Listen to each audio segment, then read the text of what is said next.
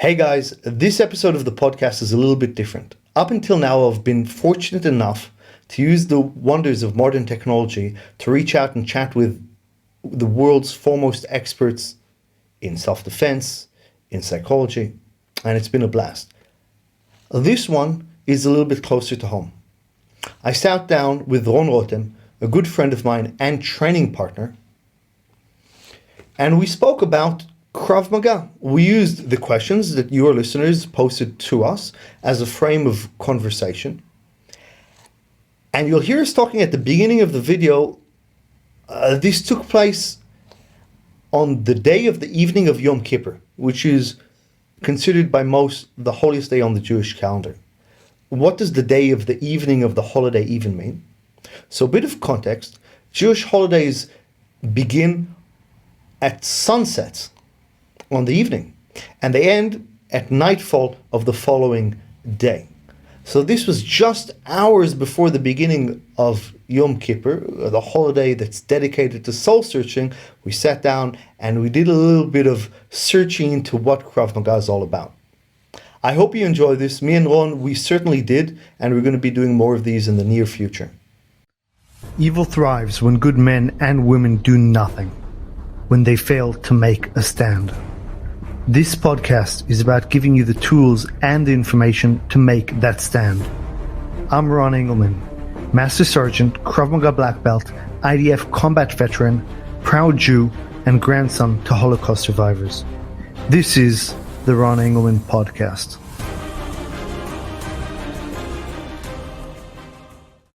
So, I've actually been waiting a long time to do this podcast with you.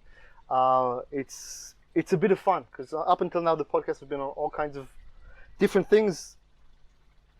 So I'm really looking forward to sitting with a fellow Krav Maga instructor and talking specifically about Krav.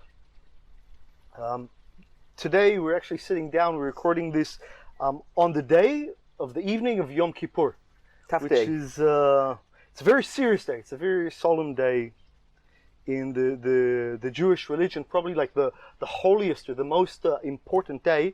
But it's not a sad day. It's a day of spirituality, of atonement, where you sit down. Many people will fast, will spend the day in synagogue prayer, meditating about the year that they had, about the, one can call it sins that I get that. I see it also from a more philosophical idea of of kind of reckoning of your failings, of the things that you failed. Doesn't matter. Doesn't have to be a transgression against God. And Yom Kippur, it's very much about more important the transgressions against your fellow man. That's actually more important. Between you and God, that's something else. You can settle that, but actually, what's primary is the things that you do to your fellow man. Maybe you let somebody down, maybe you hurt somebody, maybe intentional, maybe unintentional. You don't go seeking repentance, you don't go seeking forgiveness to God about that. You got to go to your fellow man. True. What's your take on? I come from a relatively conservative religious family. But what's your take on Yom Kippur? It's the same take. Even though my family are not religious, I think generations and generations of people that are not very religious. But Yom Kippur is a day that you can look inside. You can look what you did right, what you did wrong. And as you said it, to look for the other guy, the guy that you hurt, to tell him that you're sorry. It doesn't always mean between you and God. I mean, sometimes it's easier between you and God. God, I'm sorry, I will not do it again, and so on and so on. I'm going to the synagogue, and so on and so on. But if I hurt you, then I need to say I'm sorry. So, Ron, I'm sorry if I hurt you. Not in Krav, Yeah, that's words and stuff. Yeah, I forgive you, and likewise. So it's I'm sorry if I hurt you as well. And it's actually part of the Jewish tradition. Before Yom Kippur, before the day of reckoning, you seek your fellow man and you ask for forgiveness. And it's funny, it's compulsory to forgive, right? You have to ask. So one tradition goes, you have to ask 3 times, but generally you need to really mean it. And if the other part is, if you don't can't absolve the person that hurt, then somehow they're absolved, or that's on you. You really need to repent. So I think it's more of a complex thought. I don't know quite where that sits, but I get the idea that there's also an obligation to reckon with yourself, the stuff that you've done, and to come to grasps with where you fall short of your ideals, or the ideals of the society that you live in. But there's also a necessity to forgive, to find it within yourself to forgive, because none of us are perfect. So I find that really, really it's a beautiful day. Yeah, beautiful day. I think it's also we can attach it to Krav Maga, because when we are talking, me and you, we are friends and we are colleagues and we are teaching Krav Maga together and training together. And for us, we discuss a lot about Krav Maga, about what we did right, what we did wrong, even about our teachers, what we think that they did right and wrong. So it's like Yom Kippur in that sense. If we're talking about it, in front of everybody, just speaking our own mind. And one more thing, I think it was mentioning the Yom Kippur War in Israel. In 1973, a big war in Israel after the 6-Day War in 1967. There was an euphoria here. Everybody here thought that we are invincible. And in 1973, a big war broke out in Yom Kippur. So maybe a bit before we go into that, a bit of backtrack. Let's explain a bit what the 6-Day War was about. What was the big victory in the 6-Day War? Well, in the 6-Day War, the Israeli Defense Forces managed to overcome all the Arab countries around us, Arab armies around us. It's like that's so it's a relatively at 60. Israel was founded in 48, so this is a country that has barely been around. It's been around for just a few years, and now this is its second war for its existence. It's being attacked by the Egyptian army, by the Jordanian army, by the Syrian army, by forces in Lebanon.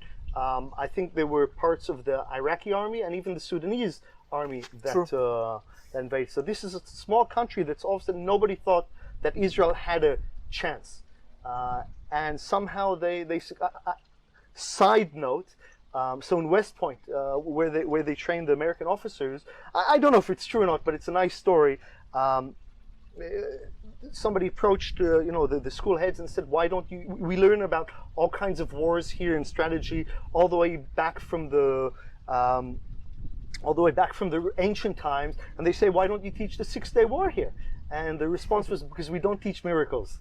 Right? So that's a bit of a tangent, but that's to put in the idea of here was a small army that was able to defeat multiple armies that were much larger than it and much better equipped, had many more weapons. So after this, and Israel was able not only to protect itself, but able to expand its territory into the Sinai Peninsula. It effectively doubled its space. The West Bank it conquered from Jordan. We won't go into politics today.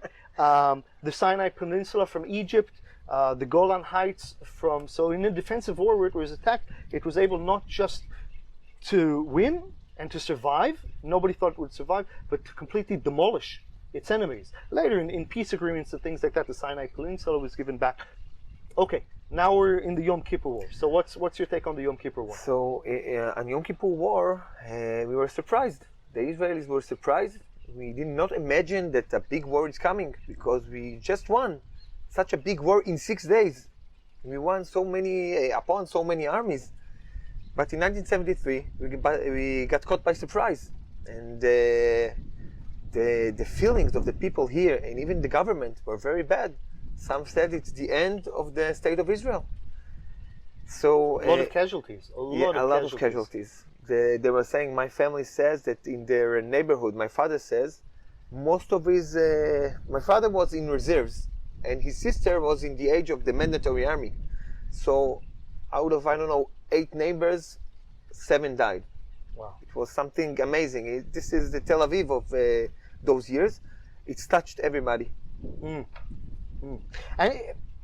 to tie it back to Krav Maga, I think I know where you're going. So two runs think pretty similar, alike. There was intelligence. They had great intelligence coming in. There was certainly good indications. It's easy to look in hindsight, but even that, there were indications that there was going to be a major attack. That again, the Arab armies, they're coordinating a joint attack from the countries around to annihilate Israel, and this is a whole topic within itself. But part of it maybe was the euphoria. Maybe people didn't want to see. Things were dismissed, and then the Yom Kippur, on our holiest days, it wasn't a coincidence we were attacked, because that's the day where everybody's in synagogue. It's the holiest day of the year. The Arabs rightfully assumed that we wouldn't be on the most ready on that day. So maybe that teaches the danger of, especially when you think that you're strong, especially when you think that you're untouchable, that's exactly when doom is riding around the corner. Exactly. You should always look inside. Look how you can get better. You will stay, in Hebrew, לנוח על זרי הדפנה. Okay. To lie on your bed or something like that, or on your bed of roses, I guess. Yeah. I guess that's a translation. If you will do that, you will lose. Eventually, you will lose. Yes, you are good. Now, if you're not looking forward to be good again, to continue to be what you are, you will be less and less until someone will overcome.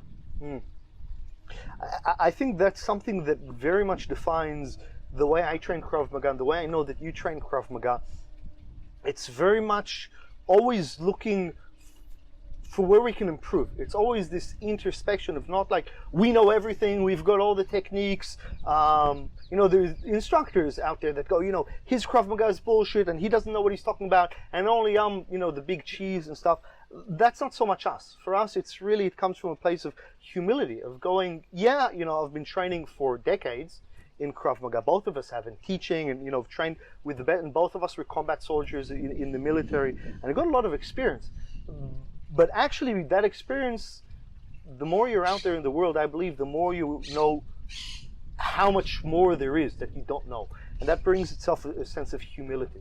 So you always go, you could be in your little gym, you could be the best guy, you could be the best at sparring, at grappling, and you beat everybody. But if you never step out of your own gym, then you walk around thinking that you're the best.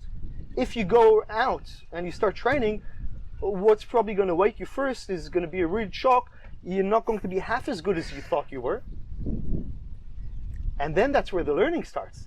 That's where it's fun. So the more you've been around, the more you learn. You see, always it's typical of a Brazilian Jiu-Jitsu blue belt or a Krav Maga yellow belt or whatnot. They've been training Krav Maga Jiu-Jitsu for about a year in their little gym, and they go, Krav Maga is the best, Jiu-Jitsu is the best, everything else is crap.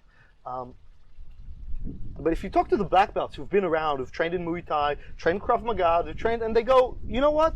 My Krav Maga is limited. Like, I go in grappling with the Jiu-Jitsu guys, and, doesn't work. And same thing, the Jiu-Jitsu guy goes, yeah, we can grapple well, but, knives and multiple attacker stuff, that's not our strengths. And I think there's a lot of power in that, because if you can, and it's a skill, if you can recognize your weaknesses and come to terms with them, that's where growth hides. True. When I was a young student in Krav Maga, if I was good, at some point you are, you're a black belt, you're in your prime, and you see yourself doing stuff really good. And then you are very happy. Now, if I see myself in the gym and I'm better than others, I'm saying to myself, something here is wrong. I don't need to be here. It's fun to be here, but I need to evolve. I need to understand or to look for other opponents, because I need to take myself up. If you are the best for a long time, it's unnecessarily the right thing to be in. Yeah. It's like a cruel statement, I guess. No, I'd go on that a bit further in terms of it's not that black and white. I learned this when I was studying psychology. Like, you have different comparison models that you have. You have top-down. That means, you look at the people below you to kind of know where you are. You have bottom-up, where you look at the people above you and what you need to learn. And you also have parallel, where you look at your other colleagues at the same level. And I think you need all of that when you're training. You need the people that you can learn from and look after. And like you said, if you're at the gym and you're the best at, let's say, sparring, okay? So go find people that are better than you at sparring. But it's also not always good to be the weakest one over there to get your ass. There's a good thing in humility, but then sometimes, like, you don't necessarily learn anything. Like, if I want to teach you how to surf, I can throw you in the big waves in Hawaii, and if you survive, maybe you'll be a reasonable surfer. But you'll become a better surfer if we also start with, with more moderate waves. And so it's that kind of back and forth between challenge, which is important, and also kind of finding yourself, and at the end of the day, you also got to enjoy it. True. And that's, I think, a part of thing that people are missing. Like, yeah, the training is extreme, you need to challenge yourself, but it also needs to be fun. Like, you need to be if you're going to the gym and you hate it, and every day is a war, and you're not going to stick with it, and you're not going to be very good. You'll do it for a time to be able to kind of prove to yourself that you can do it, but if you don't enjoy it, you'll drop it the first moment you'll find your way out. Yeah. You have a lot of excuses for yourself. Now it's not for me, now I need to study, now I have a family, and so on, but you will find your way out. Agreed. And we can tie it to the questions. Okay, let's pull out a question. Let's start with our questions. Well, let's see. We have one from Krav Maga Instructor in Spain, and it relates to sparring. Okay. So the need for free sparring, kravot in Hebrew is sparring, or maybe it's the wrong translation, because sparring is like educational. Okay. And the kravot is like to fight. Battle. The literal translation is battle. Yeah. Krav is a battle. The Krav Maga. It's combat. It's battle.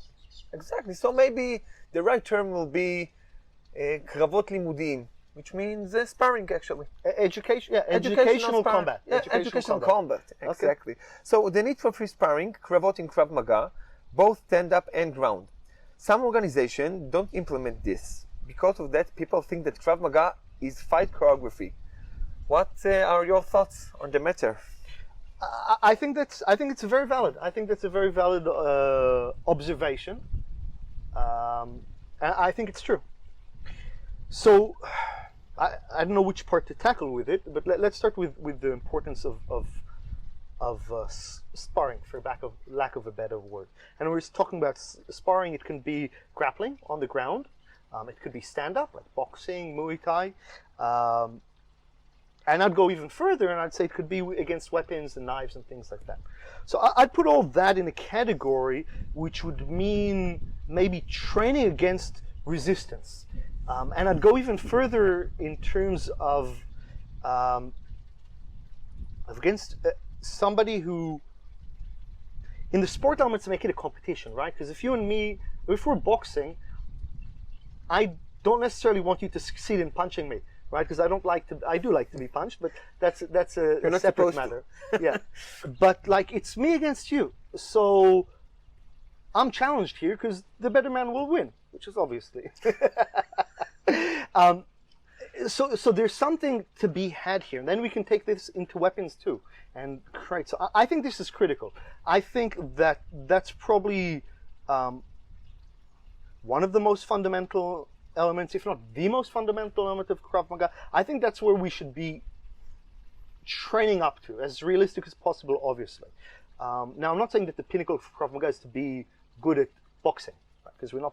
we're not boxers, or to be great at submission grappling, because that's not what's important for me. But the techniques are just a template, right? I give you tools, right? I give you a screwdriver, right, which is good for this specific problem. I give you a hammer, which is good for that specific problem. And then, we practice it. But then, under pressure to fix your Jeep when people are shooting at you or whatnot with the thing, that's where Krav Maga lives, right? And there, everything is completely different. You have to manage all kinds of things, and maybe your understanding of using the tools goes out the window, some things that are appropriate. So that's kind of my understanding is, and this maybe ties up to the beginning of it, is some schools teach just the technical elements. And that's the foundation of Krav Maga. If you come to me, day one, that's what we're going to start with. I'm going to teach you how to close your fist. I'm going to teach you how to stand properly, how to close a punch. I'm going to teach you what to do if somebody puts their hands on your throat. But if that's where it stops, I've done you a disservice. We haven't even implemented your training. You have certain tools, but you don't know yet how to use them.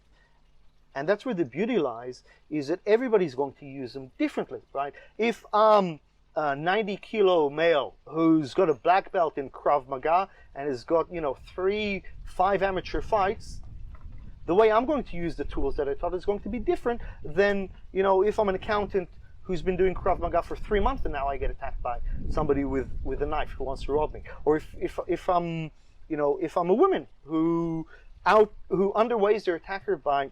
So maybe that's a long question. Is yes, sparring is absolutely necessary, but not so much as the boxing, jiu-jitsu, sparring, kickboxing, sparring. I think those are good elements to play with. Boxing gives us a very good element of me being able to punch you, you being able to punch me, but in a safe way that nobody ends up injured. And then that kind of sits, because what he's talking about, the fight choreography. Look, if I come at you with a knife, and it's a rubber knife, and you're just training at the beginning, and my goal isn't to kill you. My goal is to teach you the technique. And that's choreography. You have to go with me, because I'm not actually going to punch you bare knuckle in the teeth as hard as I can. Not if I want you to continue training with me next week. So it involves cooperation, and then we get the choreography. So it needs cooperation, but I don't think you can go away with it if I'm training Brazilian Jiu-Jitsu. I'm not going to get anything out of, rolling full power at the first of class. I'm going to try, a technique on you, and you're going to let me at the beginning, because I need to learn the movement. If I'm boxing, we're not going to go full contact sparring at the beginning. You're not going to learn anything. I'm going to teach you as an instructor, I'm going to set the position where you're just blocking jabs and they're not hitting you very hard. But if that's all we do and we never get to full contact sparring, you're not really doing boxing. And if all we do is our techniques, you're not really learning how to defend yourself. I think, and you know me, I like the history of Krav Maga very much. So if you're going to the history of Krav Maga, and I will start with Krav Maga, even though it starts before Krav Maga, in the Israeli martial arts, before Krav Maga, in Kapap, useful sports, sports magen, shield sports, and so on. A lot of names for the same thing. When we're talking about Krav Maga, Imi said in the beginning, I want my system to be from white belt to the blue belt. It will be self-defense, which means only the techniques, choreography. And from that point on, it will be Krav Maga, which means face-to-face combat. You need to know how to spar. And in the old syllabus of Imi, you can see kravot, and you can see hand sparring, and you will see also the word randori, which means let's do some judo. He wanted to see it, but he never implemented it into his own system, because the first generation, they were also, most of them, black belts in judo, for example. They knew judo, and not from Imi. He brought instructors for them, so they sparred in judo. And in boxing, for example, sometimes they brought a boxing instructor, even though he was a very known boxer. But as I've been told, he liked to bring teachers from outside. So even though Imi was an accomplished boxer, yeah, he'd bring another boxing coach from the outside to work with him. Exactly, and they did spar. If you ask the first generation, they will say we sparred a lot.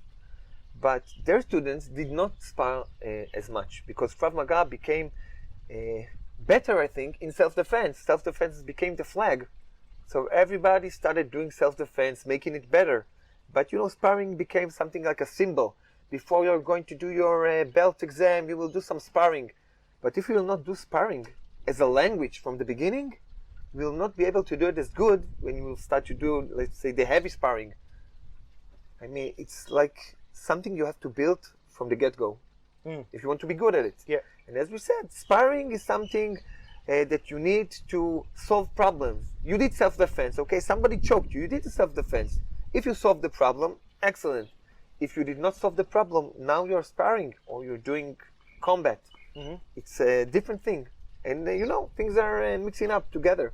They're not separated. I think it's you got to have the two. And that's where, I think more commonly, Krav schools that I've seen around the world outside of Israel, if there's an element that's missing, it's the training against resistance, against somebody call it full force training. Okay. And I think that's more commonly missing. But again, in order to train full force without getting injured, and that's not a possibility. We don't. Like, it's always a possibility to get injured, but we want to try to minimize injury as much as possible in training. Then we've got to limit it back. It's never going to be full force, right? Boxing, there's a lot of force in it, but there's rules, right? We've got gloves. Without that, there'd be injuries, right? submission. There's rules over there. Without rules, you couldn't engage in that. And Krav Maga, when you're training to protect yourself to survive, there's no rules. And I think there's also danger so we've talked about the danger of not having any resistance, not training full force, not training against an opponent who's trying to beat you. But there's also danger in over-focusing on the competition aspect. Then we get very used to training in the confinement of our rules, right? I forget how to headbutt, right? I forget how to take my fingers and push them into your eyes. Not that solves. I think there's also the misconception that'll solve all your problems. I don't need to spark. If somebody comes to me, I'll kick them in the balls. Good luck against the skilled Muay Thai fighter. It's not happening. But the other end of it is forgetting that if you're on the ground, you should be biting, kicking, going crazy, headbutting, doing everything, not pulling guard and going in that. And if I train for years and years in just traditional jiu-jitsu, my instincts are going to be to pull guard. If I'm training in Muay Thai, my instincts or my preference is going to be to go into the clinch, right? And that's also dangerous for us. So I think it's a dance, and I think it's a complicated dance between one is, doing all the stuff that creates injury. Tim Larkin, who I interviewed on the past podcast, that was the first episode of the podcast, and it was brilliant. Go back and listen to that if you haven't heard it yet. But he specifically talks about that the purpose is causing injury. He says that's what you need to aim for to end a fight. In self-defense, he says your goal should be to cause injury to the other person, because that's how you're going to stop them. Interesting concept, and I think it certainly holds true in self-defense and Krav Maga. But again, jiu-jitsu, boxing, kickboxing, the goal is to allow combat while minimizing injury as much as possible. Exactly that. And I think that the protective gear that we have today helps us to create the proper methodology to do it. I mean, if you can put on your protective gear, you have like protective glasses, and you have rubber knives, you can actually stab someone full force and you will not be scared to poke in his eye and so on. So it changes our techniques. If you will see the techniques of Krav Maga in the 80s or the 90s, you'll see a lot of things that you need to hold the wrist of the opponent and so on. But now that we are stabbing full force, you're trying to grab the wrist. You're unable to do it in the wrong timing, for example. So now we grab differently, because we understand reality better because of the protective gear. One thing I actually really enjoyed, so I see that you're laughing, ago, so something... in 2001, when I did my instructor's course in the military, we used to train, I think, with headgear. Not traditional boxing headgear, but headgear with a mask and stuff. Because in the instructor's course, you have people at different skill levels. Not everybody's incredibly skilled, because the Krav Maga that you teach in the military is not Krav Maga that people are going to be training years and years to master. You have a few fundamental techniques that you need to teach the soldiers, and you need to be really, really good at teaching that, but you don't need to know every aspect of Krav Maga. You just need to be good on a select few of things. Okay, so how do you get people to train full force when they're not exceptionally skilled or coordinated? You pad them up as much as possible. So I remember we had these masks. We had these full face masks that were different, and many people were complaining, rightfully, it was very difficult to breathe in them.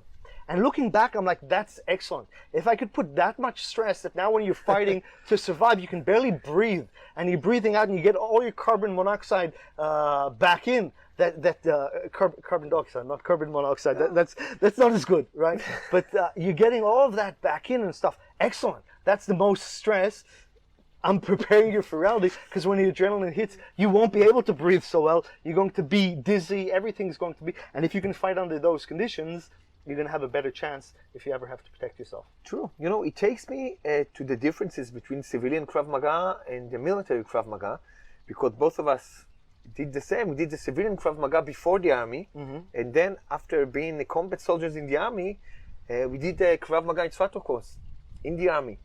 And it's a huge experience for me. It was a huge experience for me. It changed the way that I was thinking about Krav Maga. I joined the army. I was already a black belt in Krav Maga. And I was already an instructor of Krav Maga. I thought I knew Krav Maga. And then you are doing the military course. I don't want to speak about the Krav Maga in the military as a soldier. it was something very painful, very hard, very less to do with civilian Krav Maga, because all we did is to run, and people hit us, and we had to be very aggressive. So it was less technique and more to toughen you up. Yep. Just like to beat you, to bash you, to make you run, to get you in positions where you can't breathe, I've actually seen, now as a more senior instructor, I've worked with different instructors, they bring special forces sometimes to train with civilians. I've seen special forces, young guys, 19-year-old kids, in the circle, where everybody's around them, and they're bashing, and you can't breathe because you've got the mask, and then you're in the middle, and then comes one huge guy, starts bashing you in the ribs and stuff. It's contact to the body only, and low kick, and you get hit and they can't breathe, and they get dropped, and then there's no stopping because this isn't civilian. Get up! It's not. You're not a paying customer here. If you can't take it, you get kicked out of the unit, and they pull them up. And the soldiers, they say they can't. They're physically breaking. I can't breathe. I've seen special forces, 19-year-old kids break down and cry from the pressure. It's an Just amazing from the pressure. experience as an instructor. I saw the exact same thing, and I saw people crying and keep on going. Yes. And it's amazing because they're kids. Let's face it, 18, 19 years old, they're kids, and they're crying because they're kids. And then they understand, now we have to be men. We have to be soldiers. We want to be in this unit. I don't know if it's so much. Okay, I accept that. I don't know if it's so much irrational. I think it's a response to stress. Yeah. It's not something thought out. It's an emotional. I don't think they're crying because they're in pain. I think they're crying because they're overwhelmed. Exactly. They're overwhelmed. They've never been in a situation like this before, and they don't even know what the fuck's going on. They're completely overwhelmed, and that's the body's response. And that's exactly where you want to get them as a military Krav Maga instructor. You want to overwhelm them. You do that with your civilian customers, and you're not going to have. Actually, even with my civilian students, and I really enjoy using the term students and not customers. Okay. And I want my students to understand that they're not customers. I mean, they're paying my bills. Yeah. But I will treat them as students. I know what I want to take them, and I know what they need to do in order to become something that I present. I already teaching for 20 years, I guess. And I have students that are black belts and maybe, even more advanced than the black belts. So I take the young man and I say, you see, this man, he was you. You want to be him? This is the way. And you're not my customer. You're my students. Yeah. There is my way. I don't know. It's not my way or the highway. No. I'm not like that. But this is the way to do it. It's a good lesson for them. So would you agree but in the civilian aspect, you build them up. It's more of a gradual process. Exactly.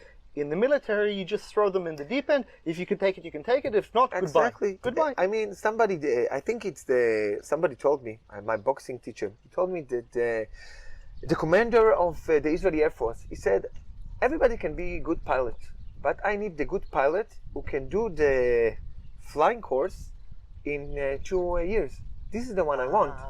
I can create a good pilot if you have 5 years, but I need the ones that I can do it in the right amount of time. Yeah. The same in the army.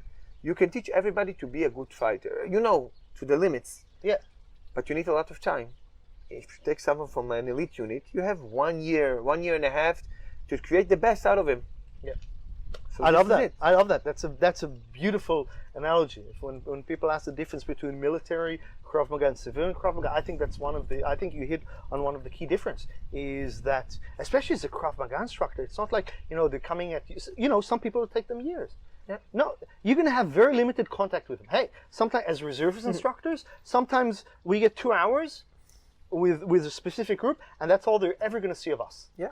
And you need to be able to deliver. And over there being delivered, like the units that I serve in and that I work with, it's like it's not likely. It's a guarantee that some of the people that you're teaching are going to have to use their Krav Maga to defend yourself. And I've had a few soldiers that have trained, that have had to use the Krav Maga and have done so successfully to protect themselves. And you don't know if that's going to be tomorrow when they're going out on patrol. Sure. Civilian too, you always need to prepare people, but the idea is more of a longevity. It's also you have places for personal growth, which I think is a critical. I see, especially a senior Krav Maga, your role is very much also as an educator. not just teaching the base techniques, but helping them get mentally where they need to go. Mostly an educator. And there is an interview with Imi. I think Yael Yanilov interviewed him, and he said, we need to make the people better, not to make them more aggressive. In the 80s, he already said it. We don't want to make them more aggressive. The opposite.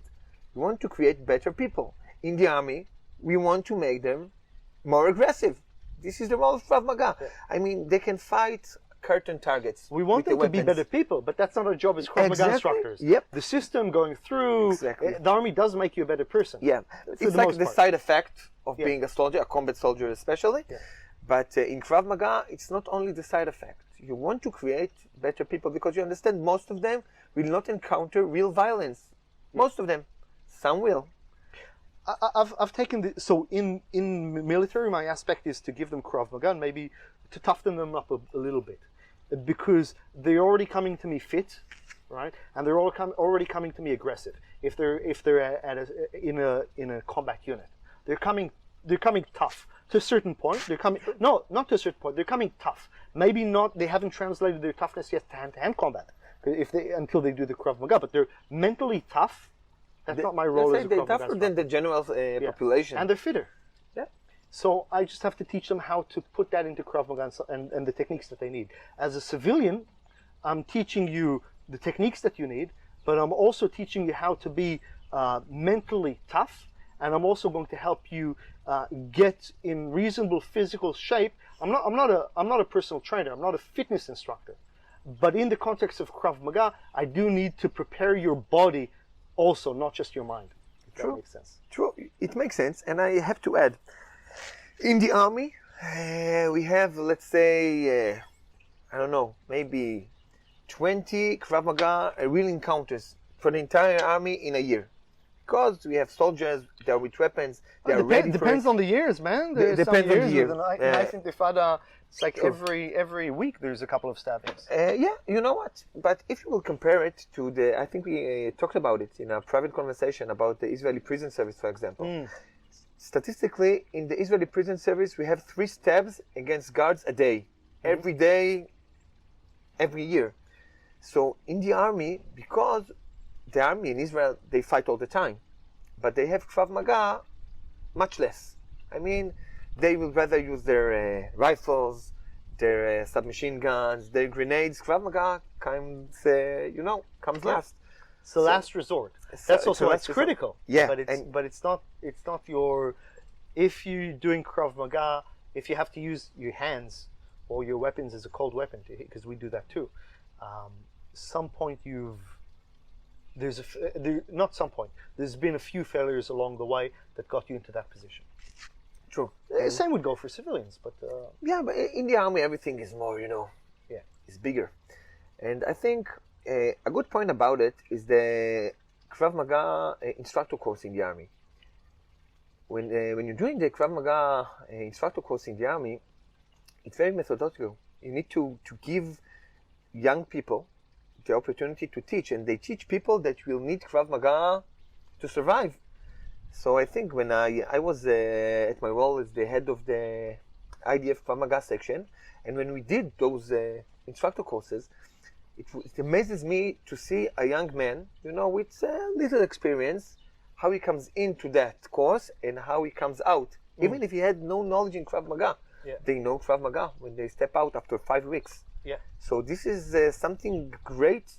If we separate it from the general Krav Maga of the army, the instructor course it's great, and I think it can contribute to the civilian Krav Maga. For me, as an individual, I did the instructor course before the army and in the army, and I became much better in the civilian Krav Maga aspect. Because the army, you have 1, 2, 3. If you want to strike someone, you need to know that the strike should be over the target, should be in this and that range. You have to know it, to memorize it when you teach it. Yeah. And in civilian life, it's different. So it makes you in the military, everything has to be idiot-proof, right? Exactly. Everything is 1, 2, 3. That's how it's done, and that's how you do it, because it's got to go across so many different instructors and units and people, and it's got to be in civilian Krav Maga. a good instructor can take it and adapt it and can really build it. And that's what you want as a civilian. You want an instructor that understands you and can build a game plan, a Krav Maga that's going to work specific for you. That's one thing that we can't do in the army, unfortunately. True. Should we go to the next question? Indeed. Okay, let's see what we've got. Okay, here's an interesting one, a controversial one, or an interesting one. Okay, so it goes, this is from Urban Tactics in Canada. So in the past there were cases where individuals who were Krav Maga instructors, but then they started to do their own thing. In several cases, the greater Krav Maga community decided that they are no longer teaching Krav Maga. At what point do you consider it not Krav Maga anymore? So I think what he's talking about is that, you know, you've got somebody who's certified to teach Krav Maga. That's what they are. They started a Krav Maga instructor. Then maybe they started doing Kung Fu or Jiu-Jitsu or whatever. And now they're starting to implement their own techniques or their own methodology or their own, is that a bad thing? Is that a good thing? Is it necessary? And at what point does it become something completely new and not Krav Maga anymore? Is it even important? Wow, it's a big question. You know, it's like being a lawyer. I'm a lawyer, and when you go to court, the most important thing is how do you present your case. So I can see a lot of people that other Krav Maga instructors that tell me they're not doing Krav Maga anymore. They're doing something else. Now they're doing BJJ. It's totally different, and so on and so on. Right, but okay, there's a danger. Yes, they're doing BJJ. Are they qualified to teach BJJ? Are they a black belt in? Because that's a problem. You have a that's something that I've seen. You've got qualifications. You've done a Krav Maga instructor course. Let's say with a credible organization. Let's say you spent 5-10 years of training Krav Maga to be instructor. You're a qualified training instructor. You've got a blue belt in Brazilian Jiu-Jitsu. You're a Brazilian Jiu-Jitsu instructor? No, of course not. But you know, I'm taking it to a different direction. Yes. I'm taking it to the direction that sometimes, even though you have the certification to teach Krav Maga, for example, and then after a long time of, let's say, you are not in touch with the Krav Maga community, and you no longer have a Krav Maga teacher, for example, and now you evolve your Krav Maga, and you bring a lot of different things from your own knowledge. Yep. There is a point when people will start saying, okay, from the Krav Maga community, of course, this is no longer Krav Maga. It was Krav Maga. You can see the start of the position of the defense, for example. But now you see the end of the technique. Now this is BJJ. This is no longer Krav Maga. And because of the main issue here is the DNA of Krav Maga. What is Krav Maga? Is it a certain way of fighting? If it's a certain way of fighting, then yes, they're right. This is no longer Krav Maga. But I think it's very hard to say, okay, Krav Maga is built out of this, this, and this. And if you are bringing something from the outside, okay, now this is from the outside. It's very hard to say it. Yeah, it's very hard. There's a lot of, I mean, you can only punch so many ways, right? Exactly. And also Krav Maga, I think it's a misconception that it's an oversimplification, let's say, that Krav Maga is a combination. If you go on Wikipedia, you'll read that Krav Maga is a combination of boxing, judo, everything that was popular. Everything that was popular then. Yeah, exactly. Or now. Oh no. Yeah. I think that's. I think there's some elements of that, but I think that's false. I think that's an oversimplification. I think Krav Maga is certainly something of its own. Certainly foundations. Look, we didn't come out of nowhere. We had a mother and a father, and maybe a few uncles too, right? But Emi, the founder of Krav Maga, he was an accomplished boxer, and the way we our stance, the way we punch, the way we strike, very, very strong boxing fundamentals over there. Emi was also a very established wrestler, a Greco-Roman wrestler. There's elements of that, not as much as of the boxing, and there were certain and he was also a martial artist. He trained in self-defense. Back then there was something you know much more about, but like maybe the best term for it would be European Jiu-Jitsu. Even nobody would know what that means. It's self-defense concept. Jiu-Jitsu back then was the blanket term for martial art or for fighting terms. There were certain moves that were practiced from the Marines all the way to anybody who practiced. So I think if I wanted to really, very, very briefly, because you can go on that, that's kind of what Krav Maga is. But then it became something of its own. But I've heard Ronnie Kluger, who we both know, very, very respected, very world-renowned Israeli karate instructor, and he trains generations and generations of instructors. He had a test, and he says, look, if I train Krav Maga, and I'm on holiday in Portugal, if I train karate, and I'm on holiday in Portugal, and I see two guys in the park training karate, I can say, this is karate. Maybe they've got their own school, maybe a few, but I can recognize this. I can go, this is me. That's a pretty good kind of test where I can go see it, I can recognize it, and I can go, we have a common language. If I'm, I can see Krav Maga. I can see if I'm even, if you're training in boxing, you can see people training in boxing. If you've been training boxing for a while and you see people doing Muay Thai, you know that it's not, but even though it's very similar, even let's say they're not kicking each other, you can see by how they move, Right to the point. I think it's a pretty good test. I have a nice story about that. A few years ago, we had like a Krav Maga committee in the Wingate Academic College. The intention was to bring all the Krav Maga senior teachers to sit down and to speak about Krav Maga, how to make it, let's say, under the same umbrella, to keep it like a quality control. Yeah.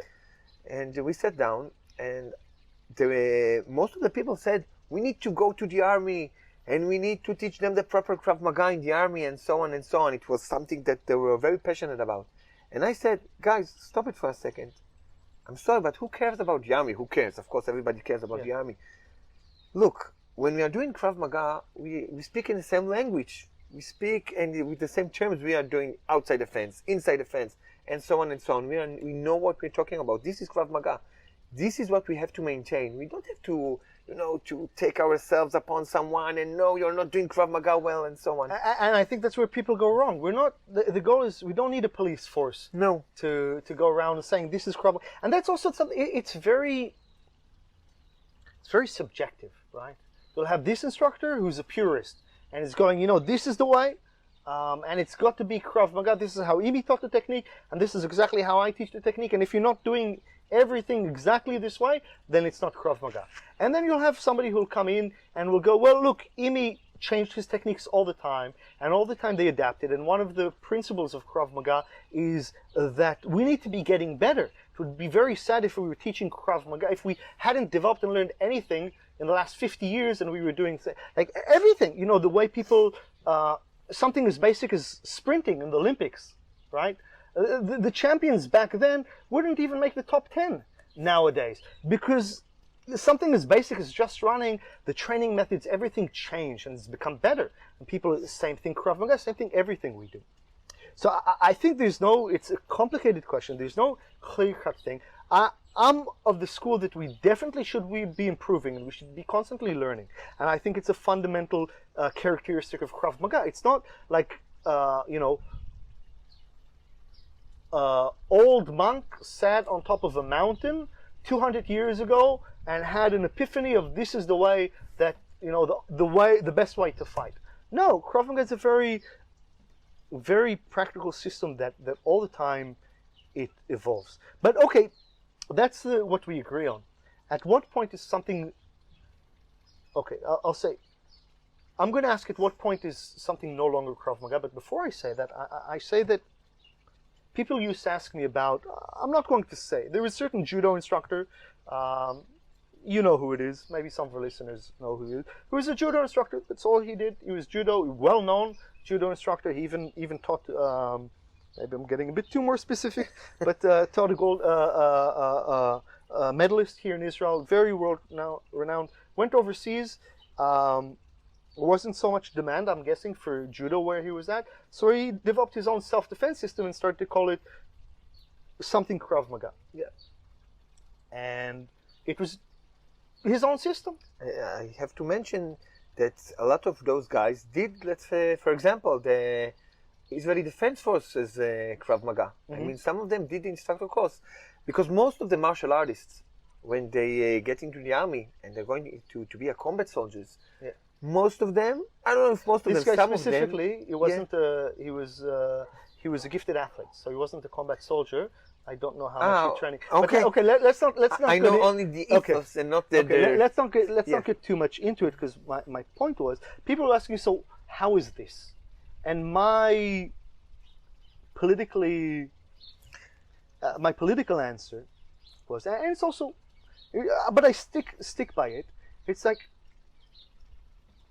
this isn't Krav Maga. Like, I don't recognize any of the techniques. I haven't seen anything. I can't recognize. The lineage is part of it. Who was your teacher? There's got to be some connection to Imi, right? Because Imi was the founder of Krav Maga. If you know, what we train is recognized by Krav Maga as a system invented by Imi. There's other systems that, you know, branch off. Like, we won't go there, but Kapap and stuff. Who Imi is not necessary, and that's okay.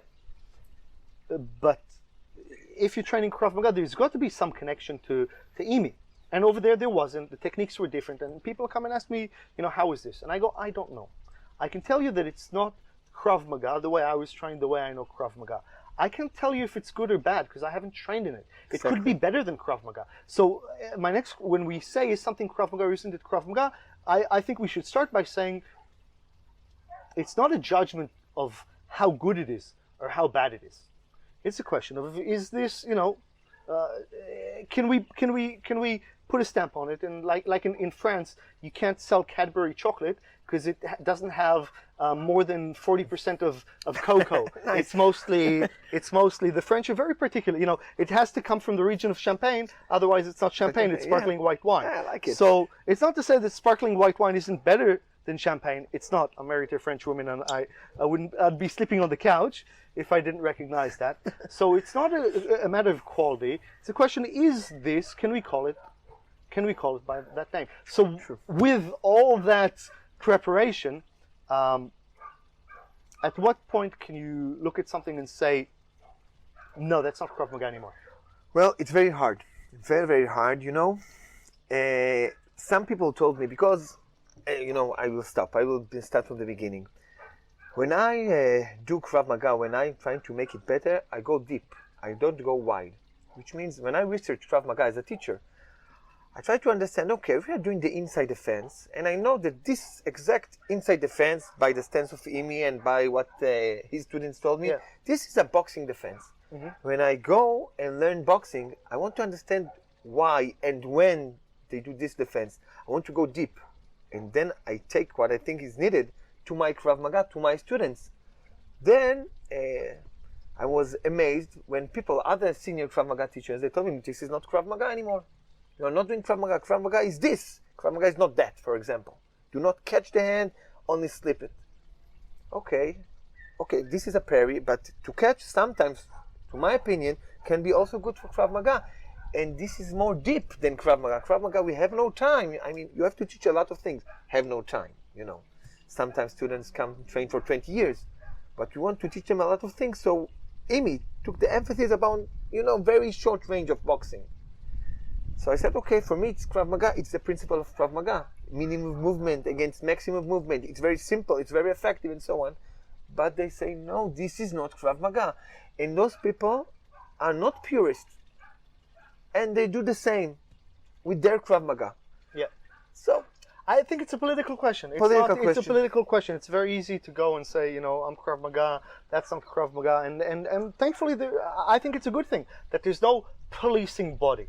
Nobody gets to decide what is Krav Maga and what isn't Krav Maga. It's really an open question. It's up to let's say, the reader to decide for themselves. Exactly. Right? And you can certainly have an opinion. If you ask me, I certainly have an opinion. I can say, look, this is Krav Maga. This is, you know, on the edge. This is no longer recognizable. I certainly have an opinion, but that's something that everybody has to go for themselves. And we also got to recognize that Krav Maga is not the be end all of self-defense training. It changes from school to school. You might have a school that this is absolutely Krav Maga, but going back to earlier question, they're doing no resistance. So the techniques are Krav Maga, but they're not doing any resistance training. They're not doing any sparring. And from self-defense, it looks like a nightmare. It's shit. but the techniques are Krav Maga by the book. Yeah. Okay, and you can have another school which is, you know, full contact. They just bash each other. Everybody leaves the training every day with a neck brace and with missing teeth, and the techniques are unrecognizable. Who knows what they're doing? They don't even know what they're doing. But hey, the few that you know don't get hospitalized can defend themselves. Exactly, and I like it. I think the right question to ask: can it work in real life or not? And it's a hard question as well. But you know, My question, yeah. Who are you? What do you know? Like that's what I ask myself. So be humble. yes, I think it summons it. But you know, Elia Vigzar, that was your teacher, and he was, you know, he was a big guy in Krav Maga. he was Imi's first black belt. Very very well known, very well respected. Many generations. Yeah. Yes, many generations. He touched everybody. I did my instructor course with him, my black belt, and so on. And my physical fitness teacher, you know, in school. In high school. In high school. He was a karate teacher. And he did some course with Eli.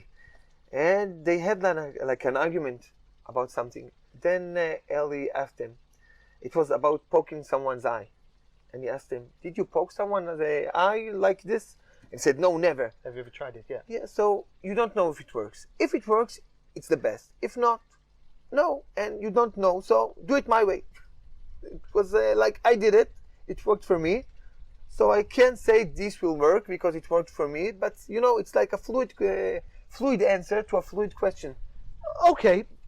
Yes, but again, I don't think things are always black and white. Like I don't need to take my thumb, put it through somebody's eye, and you know rip their eyeball out to find out if it has an effect. There's certain assumptions that we can make. I don't need to headbutt somebody full force in the nose to be able to know that will have an effect.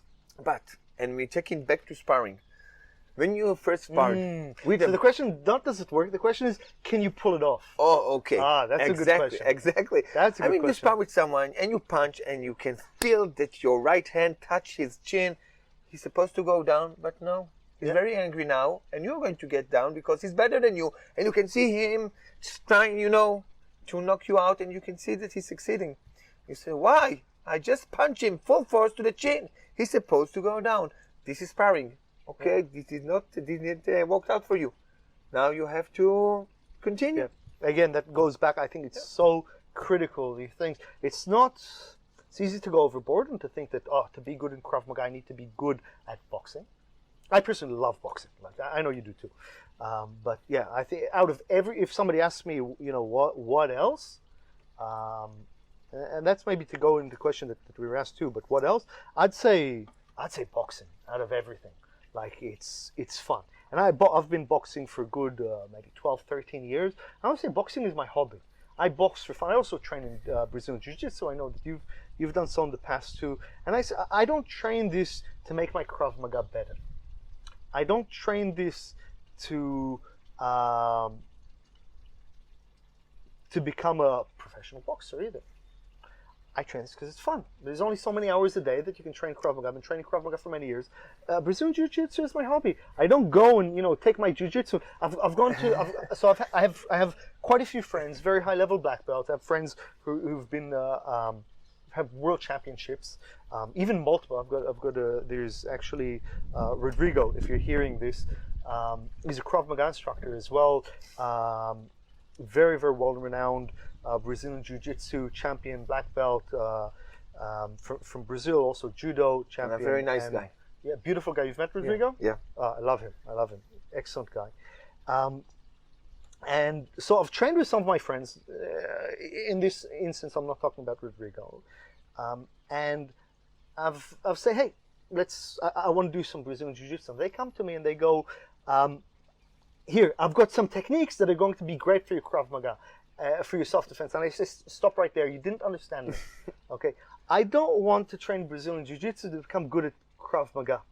I want to train Brazilian Jiu-Jitsu to become good at Brazilian Jiu-Jitsu because I like Brazilian Jiu-Jitsu, and I want to do that. And I think that's a mistake that a lot of people make. Maybe in connection to the question that we were asked, and connection to another question. maybe I'll ask a question if I'm allowed. I don't know if I'm allowed, but I'll you're put a allowed. question. I'll put a question into the mix. Does a Krav Maga practitioner need to, or should they, train in other styles? What do you think? I think it depends on them. I think it's not crucial for them.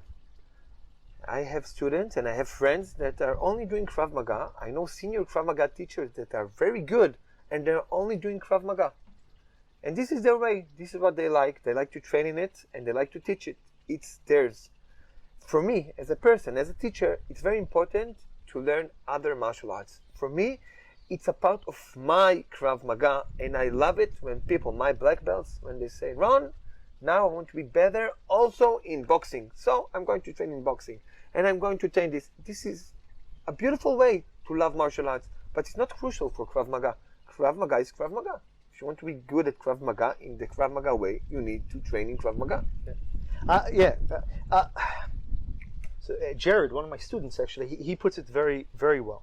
So I think it's fantastic. It's fun. If you love martial arts, you generally like. Look, you don't get to training 10, 15, 20 years of Krav Maga or anything without generally being passionate about loving martial arts. And if you love Krav Maga, you'll probably love boxing, jiu-jitsu, maybe even kung fu, or like you love this stuff, karate, because you love martial arts.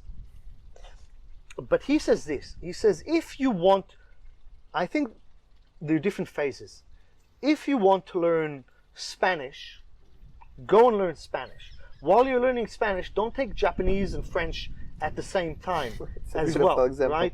Get good at Spanish, and once you're good at Spanish, once you're kind of comfortable where you are, you're really good at it, then start learning another language. Because if you're trying to learn Japanese and Spanish at the same time, you're not going to get really good at either of them. And I think this question is often asked at the blue belt level, at the purple level, which for me, these are beginner levels. For me, as far as I'm concerned, until you've gotten your black belt, you're beginner, right? You don't really know Krav Maga. You're learning Krav Maga. Once you got your black belt, now you know Krav Maga, and now begins the learning of how to apply it and getting good at Krav Maga. Black belt, you're not good at Krav Maga. You know Krav Maga. Okay. So now the blue belt comes up to me and goes, and I've had this so many times. I'm thinking of taking up kickboxing, or thinking of taking up boxing or whatever. And I go, how? And often you go, how many times are you training a week Krav Maga right at the moment? And it goes, like, life is busy right now. I just had a kid and stuff. So I'm training about once, twice a week. I'm like, oh, are you really training Krav Maga enough that you can spare, another 2 hours, 3 hours a week to go and train something else, right? I think you should be training, like, let's start with a minimum of 4 to 5 hours a week, if that's accessible to you, in one system. Doesn't matter what you are, or what you're doing. Especially at the beginning. Let's say you're at the blue belt level, you're at the purple belt, you've been training Krav Maga for maybe 3 years, and you're able to train Krav Maga 4 times a week, and now you come to me and you say, I'm thinking of doing boxing as well, because I've got more free time, and I go, yes, go, do it. But if you say, I can barely make it to 2 times a week, I go, okay, let's talk about it for a second. Maybe you're saturated with Krav Maga. Maybe you've had Krav Maga, enough of it for a while. Don't tell me that now you're a purple belt and you're doing boxing because you think it'll get you better at self-defense. No, maybe you want to do boxing, which is okay. Go do boxing for a while, like reinvigorate yourself. Maybe you're bored of Krav Maga.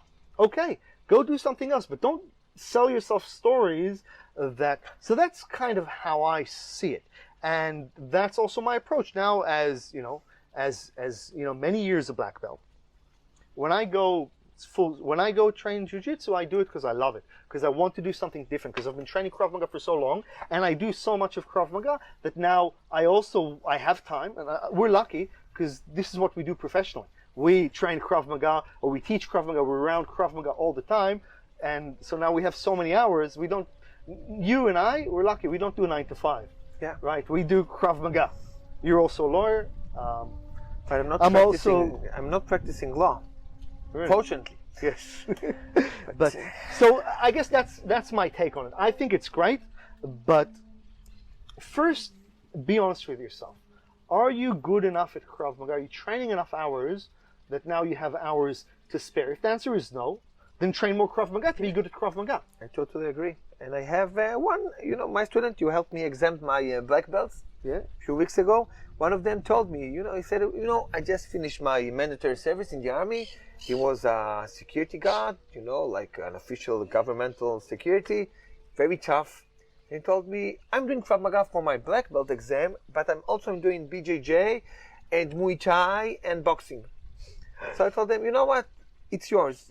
But keep in mind that from my experience, when you do the black belt exam, you will just be so confused that it will be the worst exam ever. Even if you'll be a black belt in Krav Maga, you will be so confused. So this is yours. And he said, okay, Ron is talking, okay, no problem. And after a few months, he told me, I quit everything. I want to do Krav Maga. To take it to the best level I can.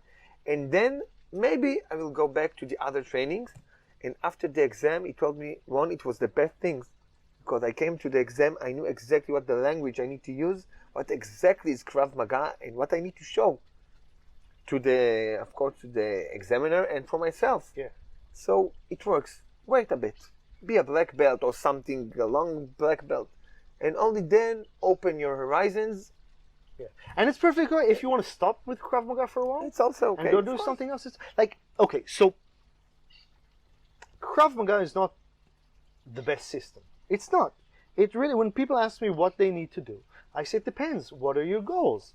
Say, if your goal is to be able to protect yourself and the people that you love, first of all, get a gun. If you're in a country that but with your gun, or if you can't get a gun, or if you're not going to walk around with it, it's no substitute. You also need to learn Krav Maga, even to maintain your gun, because it's the worst thing is to carry around a gun and anybody can just come, bash you senseless, take your gun and go on a rampage, start shooting civilians, which happens with soldiers, right? Often, even in Israel, sometimes terrorists will come, jump on a soldier, stab them to take their weapon to go shoot people. You don't want to be that. You don't want to be stabbed, nope. But you also don't want to be that guy who got overpowered and because of you, somebody took your weapon. Yes, it's a lot of and responsibility. Shot, exactly.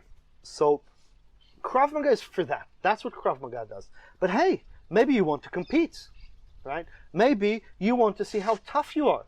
That's not Krav Maga. Like Krav Maga will make you tough, but if you want to see how you stack up against other tough guys, go do Muay Thai, go do boxing, Exactly. Compete, do a couple of competitions. Yeah. Maybe you're competitive in nature. You're not going to find what you're after in Krav Maga.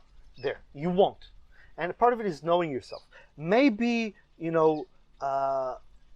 like learning the art. You like technical. Jiu-jitsu is like a chess match, right? It's like there's a counter to counter to counter. Maybe you're an intellectual and you like testing yourself and testing your brain and testing yourself against other people. And also you need this avenue for a competitive outlet, but you don't like getting punched in the face. Not maybe because you're a wimp, maybe because you care about your brain cells. My brother, he's also a Krav Maga instructor, also grew up training Krav Maga, also a lifelong martial artist. He's maybe the brains in the family, right? He's got a double degree in chemistry and material engineering, now doing his master's in the Technion University. He's a really smart guy. And he goes, I'm concerned about like sparring on a regular basis. I'm concerned about my brain cells and stuff. When I get older, I go, that's valid. That's a very good, this is a topic within itself. So jiu-jitsu is great for you. Or I've got a friend who's a musician, right? He's looking for martial art. He wants to get fit. He wants to challenge himself. He's not so concerned about being able to protect himself. So I go, don't worry about Krav Maga. Like Krav Maga is about self-defense. If you don't want to, like if self-defense is not a motivation for you, but you want the martial art, I go do jiu-jitsu. Like that's the best one. But I say, are you okay with dislocating a finger? Or maybe a shoulder or an elbow. Like if you can't use, in jiu-jitsu I've dislocated so many fucking ribs and fingers and like, is that okay? Can you like not have use of one of your fingers for a couple of weeks? And he goes, absolutely not. I go, then jiu-jitsu isn't for you. So you really need to know yourself and know what you're... It's exactly that, and I think that most people there, and not only think, I have like a research, a scientific research that my sister did. As a psychologist's major. I didn't know your sister is yeah. And she did like one of the things that she did is to come to our gym to interview all the grown-ups, the grown-ups group, and the adult group. And they say that they came to Krav Maga, most of them to be fit or to learn self-defense. All of them stayed because of the family environment and the fun. All of them. No one said, I'm still here for self-defense. Yeah. I mean, it's the trigger. Look, you need to find your family. Okay, so I've spent a good. This is good because I'm about to pull out a question. The whiskey is good, or the about that? The whiskey is great, by the way. If you're not watching the video and you just have the audio, we're drinking some Balvenie Caribbean cask. It's beautiful. We're enjoying. Ron is down into full glasses. We're almost halfway down the bottle, so that's pretty good for an afternoon session. It's like like a sand clock. Yeah, we know once we hit the halfway mark here, we're done. But okay, so we're so where was I? So I'm talking about the. Where was I? God's sake. We were talking about the fact that martial arts, when you need to choose your system, I think for me, I think most of the people are choosing their family. They're choosing their environment. Yeah. When you choose your teacher, you are choosing your father or your senior brother, your older brother, or something like that. Depends on the teacher. Okay, so when that's actually you spoke about something about teacher. I work with. I have a team of instructors in Australia. And it goes to the question, I think I've experienced the motivations outside of Israel for training Krav Maga very different from why people train Krav Maga in Israel. And I found that it's completely different. It's the polar opposite. But also, so I had this thing where I had instructors. Some of them were young, that were working for me, that were maybe 25 years old. And they're referring to the people training with them as their students. I agree with you that customer isn't a great fit, but they're talking about their students. And I've got, he's 25 years old. He hasn't even started university. And he's got a doctor, and he's got a lawyer, and he's got people who are 60 years old in his class, and he's calling them his students. And then when they're late, right, he makes them do burpees, right? And I pull him aside and I go, wait a second, you just made, Dr. John, do burpees because he's like what the fuck do you know? How do you know what he's coming from, right? You think he's late because he wants to do late. You're going to educate him not to be late. So I think there's also this humility. Yeah, we are educators in the world of combat, but it's also important. We are teachers, but we teach something they're coming to us to learn something very specific. Exactly. Let's not lose our head. Yes, a lot of the guys are younger, especially as we age. We've both been teaching from a very young age, Krav Maga. I've been teaching from 15 years old. Yeah. I did my instructors. I think the same thing. Yeah. So, which is kind of common in Israel. Yeah. At the age of 15, 16 or 17, you became a black belt. So it's like something most of the students are going through. Yeah. The serious students. Yeah.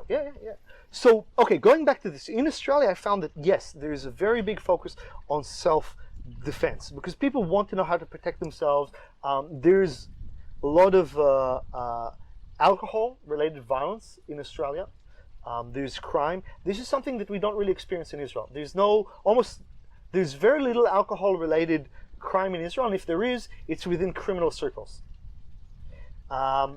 There's very little crime, again, in criminal circles. What we have is terrorism. It is something else. And that's generally something that the army is against. Even civilians, like when we have a stabbing wave, then the phones don't stop ringing in Krav Maga, but generally this isn't the reality that people live in. Also, we have in Israel, it's very interesting, we have a anti-macho culture.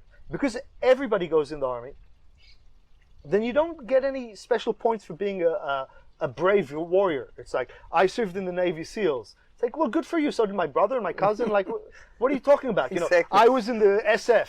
Who the fuck cares? Like, you think that makes you special, right? So we already have Go that. back in line. Already, really. I learned Krav Maga. Everybody does in the army. Like, there's no, and you don't have that in so much in Australian culture. Like, I mean, they're tough. Australians are like, they've got. You see some of the kids playing rugby. Oh my god! Yeah. Like, it's It's a scary. tough sport. It's scary shit.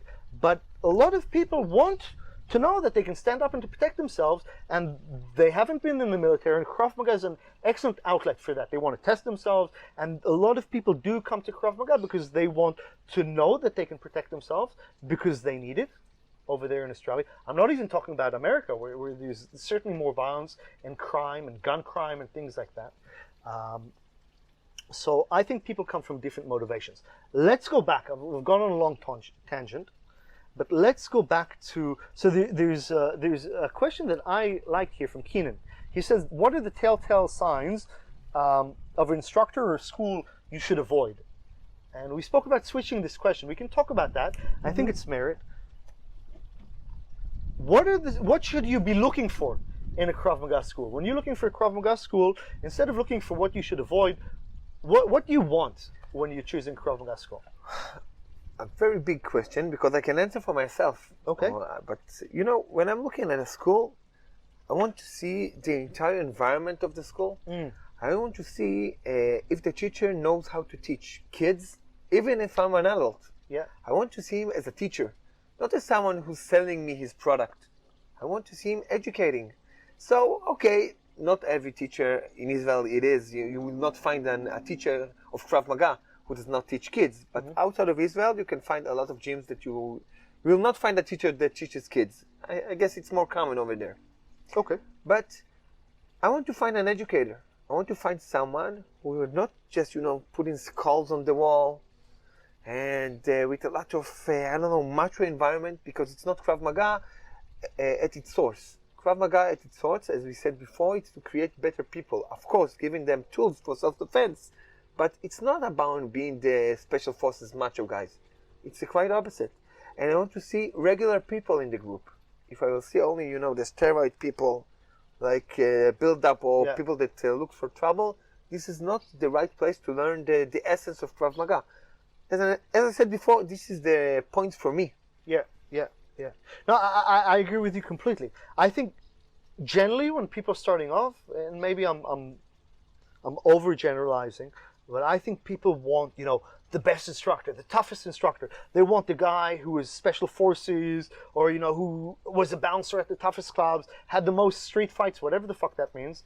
And, the toughest, baddest guy, or maybe the guy who was, Imi's closest student or has the best lineage. They want the most authentic or the toughest. I think that's generally what people look for. And from my experience, when I'm looking to train somewhere, whether it's Krav Maga, whether it's boxing, or whether it's Jiu-Jitsu, I actually don't look at the instructor first. I look at the students, and I go, are these people that I'm going to enjoy training with, right? Sure. Are these people that I like? Are these people that I'm going to keep me motivated coming after time? Maybe generally asshole instructors make asshole students, okay? But to the point. But not always. I don't want to train with a bunch of assholes, because I'm not going to enjoy it. I want people who are going to push me, that are going to give me a positive environment. And you know what? Some of my favorite, again, I'm going towards the hobby side of it, because Krav Maga is my profession. My favorite boxing instructors that I've learned from, and the best, were instructors that didn't have. I've trained with world champions. I've trained with people who've trained multiple world champions. These weren't my favorite instructors. My favorite instructors are actually the nobodies. So, not nobodies. They're good people, but not somebody that you would have heard of. Not somebody that's famous. I think part of that is people want to say, "Oh, it's an easy way to cheap credibility. I trained with this and this guy. He's world known, right? So that makes me." No, that doesn't make you great, right? And often, right, we get people come to Israel, they do a seminar with us, maybe 4 hours, take a picture with us, and they say, I trained with Rotem, I trained with Ron. Yeah, I trained 4 hours. Yeah, I'm well known, maybe, right? You're well known, right? But the fact that they've trained with us doesn't carry forward. That's not what's important. What's important is, first of all, you're going to enjoy it. Are you going to have fun? Are you going to keep on training? And that's also how I structure my training. I want people to be motivated. It's not always about fun. It's about growth. It's about challenge. Exactly. It's about that. In fact, you're reading my mind for some reason. Like I said, we think about things very similar. And so first, even before I look at the instructor, I look at the group. And I look at what are their values. Do they have the same values as I do? What's their training etiquette, right?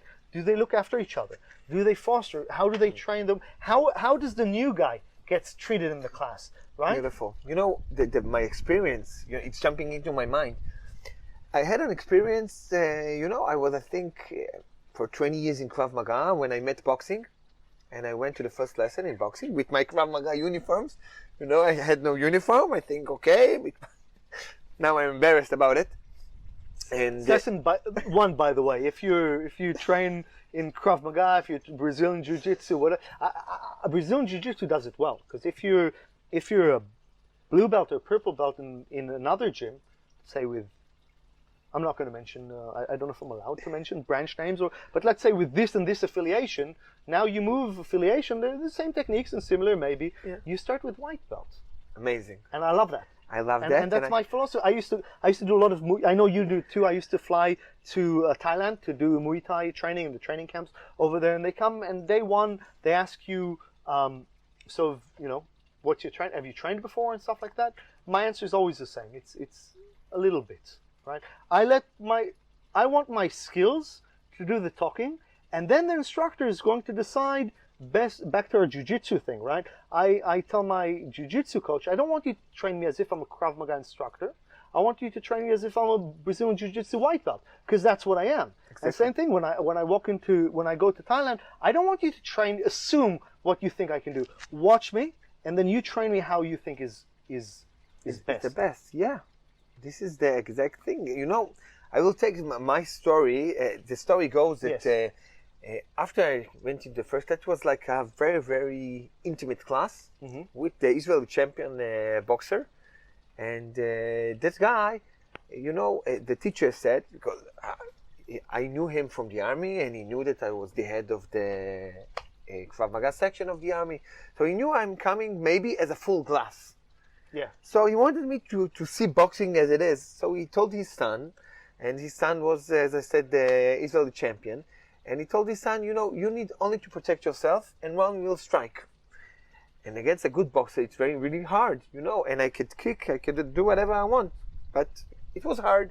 And then he said, okay, now you can only punch Ron in the stomach. Ron can continue to strike and to kick, but you can only punch him in the stomach. And I felt, like very tough, and I need to say, okay, Krav Maga, and ba.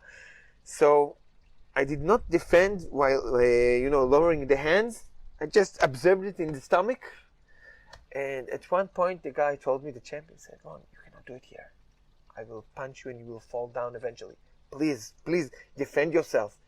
And I said, wow, he does not want to embarrass me. I mean, he could. Yeah. But he said, no, this is not the point. The point is you to understand how you should do it. Yeah. It's like, even though it was really tough for me, it was a very good lesson. And I still train in boxing since that day because it was the right thing for me. Yeah. It's the best teacher that I ever had. It's like to the point. And the same champion came to my training in Krav Maga. And of course, without a belt. And he just doing his shadow boxing in the beginning before we started the lesson, and a new guy came in. And he said, okay, Ron, can you please explain me about the levels in Krav Maga? I see the belts and so on. So he said, okay, I see those belts, but I see the black belt over there is without a belt. Because he saw the boxer moving. Yeah. So, the skills did the talking. Yeah. He didn't have to do it was his first lesson as well. So skills do the talking. Yeah. Yeah, 100%. Yeah. So the tip, you can turn it around, but so what you should be looking for in a good Krav Maga school is, first of all, a great community. You want to see the students, first of all, how are they as people? What's the training culture? Also, you want to see that they're training hard, that they're pushing each other, that it's not an easy class.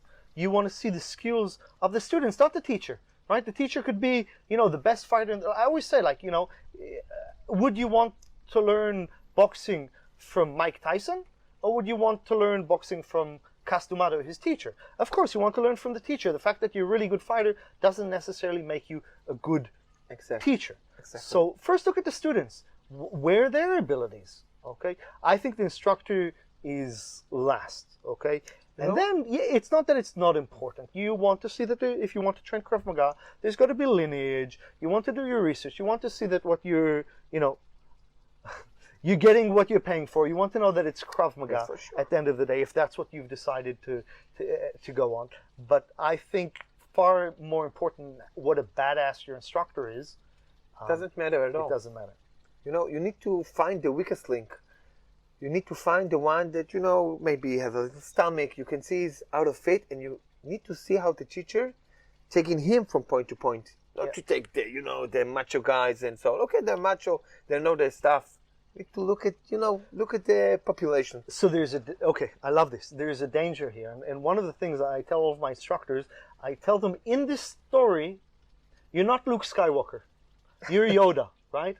The story isn't about you. You're there to guide the hero, right? And the problem with instructors who think that they're the hero, their focus is going to be on them. It's not going to be on their students. You need an instructor who understands that they're... Please do. You can bet that I stole it from somewhere else. I can't remember from where right now. From Star Wars, of course. Yes. So that's the thing. You don't want a Luke Skywalker teaching you. You don't want a prima donna. You don't want somebody who's obsessed about them. You want somebody whose dedication is really to their students. Okay, I think we'll go for one last one. Yeah. I think, and then we go. Let's see. Do you have one that you've got in mind? We've certainly got more for next time. We have one from our friend Amit Porat. Okay. And I would like to answer. Let's find it. We have a lot of questions and it's amazing. Maybe we'll do the follow-up. Okay. So, Amit, which is also a Krav Maga instructor, our friend from Israel. How have you experienced the evolution of Krav Maga in the time that you have been training? It's a big question. We need to answer to the point. It's many years, right? What is it? Yeah. We started Krav Maga about in the mid-90s. I started Krav Maga. Same level. Yeah. I'm slightly, not a lot, slightly older than you, although slightly. Yeah. So yeah, it's been quite a few years. Yeah. Well, it's a big question, but the Krav Maga is evolving all the time. The spirit of Krav Maga is evolving. When I started Krav Maga, I think it was a bit different in the way I teach it today. I think, sorry to cut you off, this is a great question because you and I, we both grew up different schools, different instructors, both in Israel. Yeah. But 10 minutes ride from each other. Yeah, both in Netanya, but completely. It's like there's a separation. This instructor sets up this competing schools. Your teacher learned with the teacher of my teacher. Both have the same teacher and still very different, but also very similar to Krav Maga. So it's a good question to ask both of us because I'm very actually keen to hear if we have the same experience, different experience, because we have a different upbringing of Krav Maga. True. Well, my Krav Maga was very traditional. It was with a gi, like a taekwondo gi. And we had a lot of bows. Not a lot, not like in Japanese system, but when we did the bow, we were on our knees and we said, instead of saying us in the bow, we said Kami, which is the initials of the Israeli Krav Maga system, Krav Maga Israeli. So it was similar with the traditions to the Japanese arts. And since Eli Avigzar, which was the teacher of your teacher, Gabi Noach, and my teacher, Erez Sharabi, he was also a black belt in Aikido and Judo. He really liked the Japanese traditions. It became a part of his system. So a lot of Krav Maga drills were very fluid, very round when we were doing it. But still it was Krav Maga. They had the aggressiveness of Krav Maga, straight to the point of Krav Maga. You were straight to the point and then you were round. Like, you can see that the end of the technique is Aikido or Judo or something like that. It was brought from the outside. Actually, it's interesting because you see, is this where you see, because this, I didn't traditionally, you see a lot of Krav Maga ending with like takedowns at the end, right? You have a knife and everything, like the end of everything is takedown. Would you say that's the Aikido influence? Is that what you're talking about? I think I'm not sure that Imi did not teach it this in that way. Okay. I think Imi did it like a boxer, but when they started Aikido, they did it more round. I mean, if Imi said, okay, when somebody's striking you with a stick and you go to the inside, and then you do this, and then you're doing an elbow, you can see Elia Vixar doing it like in a Tai Sabaki way, whoop, like fluid, like in Aikido. It's the same move.